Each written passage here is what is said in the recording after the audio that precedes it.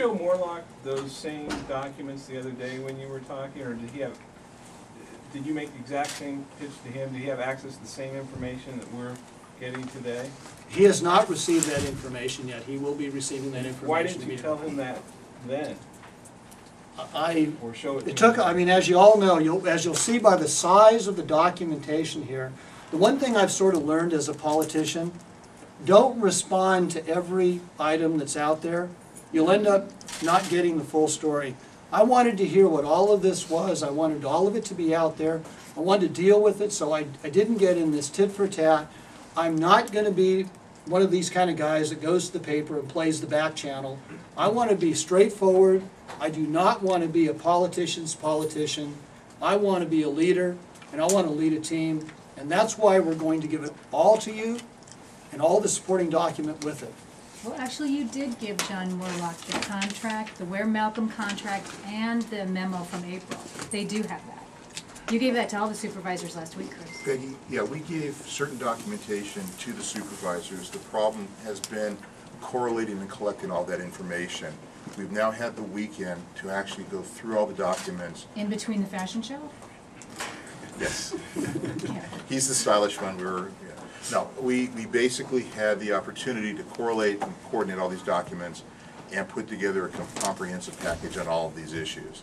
What Mr. Morlock had and what I think we provided to one, if not more, of the other supervisors was a partial package. So now there is a complete package that deals with the whole history of each of these issues.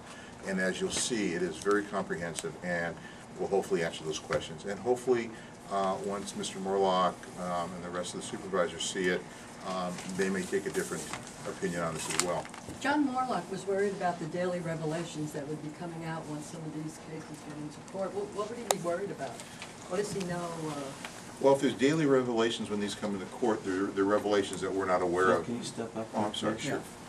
As to the court cases, there are 2 court cases pending right now. There was an adversary proceeding brought by the successor trustee from Fruhoff, New Mexico, and the End of the Road Trust, which we have responded to. Currently, that case is pending in the Delaware Bankruptcy Court, and we are entering the discovery phase of that. And we are exchanging documents. We'll be doing depositions and retaining and deposing expert witnesses probably over the next 3 to 4 months. The nature and extent of this case is such that it will not get to trial until sometime next year, most likely. The second piece of litigation that's out there right now is an action by Mr. Street against Dan Harrow for falsifying documents in regards to some insurance claims that Mr. Street made while he was the trustee.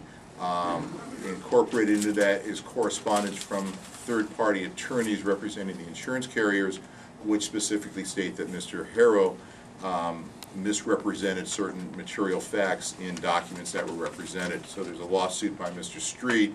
What did he misrepresent? Misrepresented the status of the trust. He misrepresented Mr. Street's status as an employee, et cetera, things of that nature.